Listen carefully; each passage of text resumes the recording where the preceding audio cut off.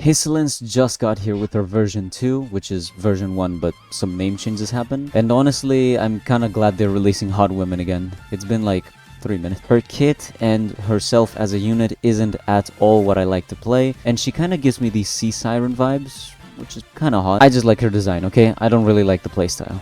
Before we get to the video, with all the great characters and of course the Fade collab coming to Storiel, you can barely afford to get even half of the characters you want. Luckily for you, LootBar is here to help you out. LootBar offers you 25% cheaper top-ups for both Genshin and Honkai Storiel, with a bunch of big YouTubers already using it as well, like Raiden Shogun or MakerOnZ. And if you'd like an example on how much you save by using LootBar, here's a comparison with the Storiel shop. You can save 21 euros just by going to LootBar and using my link down below. And of course, let me buy something to show you. Let's get the 3280 pack for 39 euros instead of the 60 from the shop, and all I have to do is put in my UID and the server my account is in, and of course you're gonna click top up now, continue to purchase, select how you want to pay, and click pay now. After 3 to 5 minutes you will be getting your rewards, and I would like to mention that the top up bonus is also active for LootBar. Again, make sure to use my link down below to save an additional 10% for your first purchase, and for newcomers to LootBar, you will get lots more coupons to use on your first visit and purchase. Okay, last thing before we get to the kit, the whole ocean aesthetic with a whale attack animation, we're getting Skirk all over again. Enough yapping though. I'm going to be showcasing Hysilens,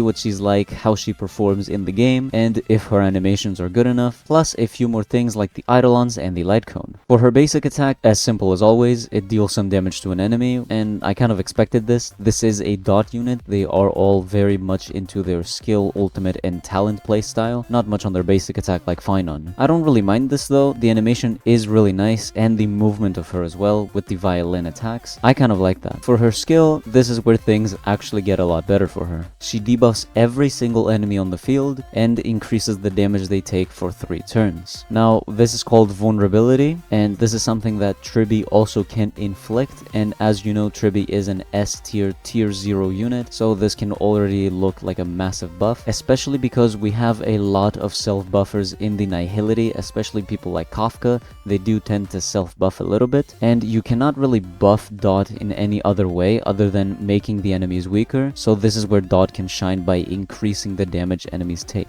It also deals some damage. Something I do want to point out here is the animation. The violin and just the waves coming up, so pretty. Why are they doing this to me? I'm not gonna pull for this character. Why is she so pretty? Now for the ultimate, here's where most of the budget went. You're gonna see it in a second here on your screen. She summons this huge ginormous whale while swimming around, with the whale eating up the entire enemy team and activating a zone that weakens enemies by lowering their attack and their defense, meaning now they will take more damage and deal less damage, all while hitting them for a massive physical hit. The zone passively stacks extra physical dot every time the enemies take dot damage, so this is already encouraging you to play with as many dot people as possible, and these can stack 8 times per turn. And of course, with every kind of buff or ability like this, the zone will be lasting for 3 turns and will only go away if Hysilens dies or the turns run out. Preferably you keep her alive, she doesn't die, and the zone ends and you can reactivate it, but you know, that's up to you. As you can see, you are basically restricted from playing outside of DOT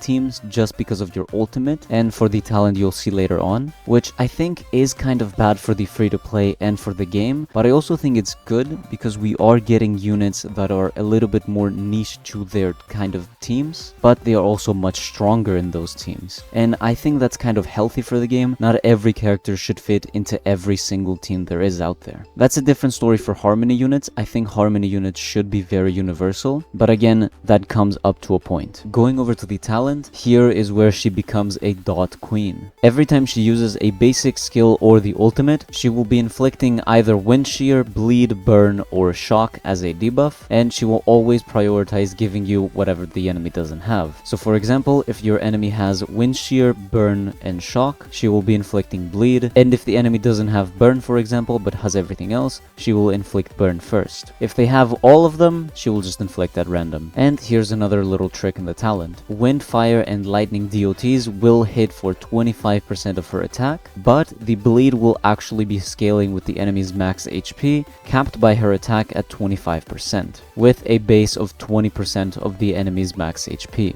What this means is that bosses will be feeling this kind of damage she will be doing, so you won't be needing to worry about her dealing enough. She's built to kill any kind of enemy you will be facing in any kind of game mode. Anyways, over to the technique. It creates a dimension where enemies get interrupted, meaning they will not attack Hysilens and will just follow the dimension around. If the dimension is active and you start battle, she will instantly inflict 2 DOTs to all of the enemies on field. Very basic, very simple, and very strong as well. This will give you a huge advantage in my opinion, just to get you started with a few DOTs of her own. Okay, now we move to a really important part of the kit, the traces. For trace 1, every 10 effect hit rate over 60%, her damage will increase by 15% up to a total of 90%. The maximum is 120% if you are curious, so you have a hefty goal to reach. Trace 2, when allies attack, Hysilens can inflict her signature dots passively, and I'm talking about the Talon DOTs. She will be spreading her DOTs even when she is completely inactive on the field, which is actually massive because any character can inflict a DOT now. And for the last one,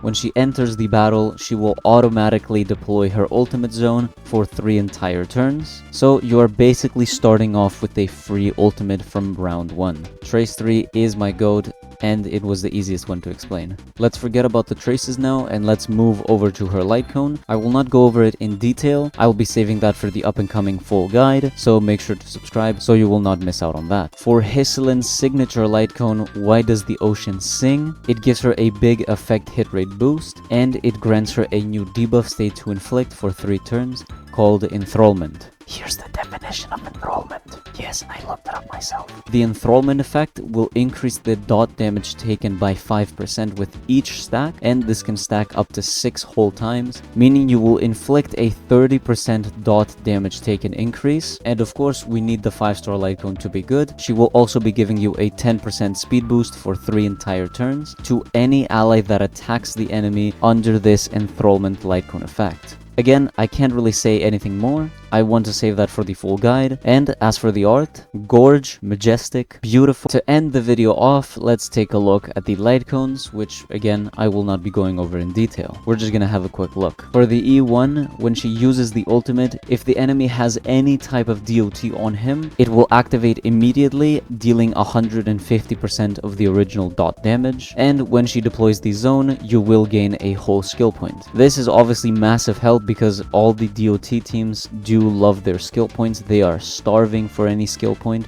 because every one of them uses it. E2 reduces all type resistances for enemies inside the zone. E4 extends her damage boost from the trace 1 to all of the allies while the zone is active, which means if you build her with 120% effect hit rate, she will gain the max damage boost, which at E4 will be extending over to the teammates, so everyone will get a plus 90% damage boost, not just Hysilens. She basically becomes a very broken support at E4. And for the E6, the physical DOTs from her zone will actually go from 8 to 12, and she now has a chance to double inflict DOTs, meaning if she inflicts her personal DOT through her talent, there is a chance to inflict another DOT that will be calculated and stacked individually. For my final thoughts on her, I will not be giving full opinions just yet. We'll just see how she performs after the patches and the team comps get more optimized. As for right now, her animations, the aesthetic, design, everything is fantastic, and even if I don't play Dot, I would still love to pull for her. She looks very nice. Thank you so much for watching. I'll have a full Hysilens guide out and other showcases coming soon, so subscribe to not miss out. Have a lovely day or night, and I'll see you on a next video. Bye bye!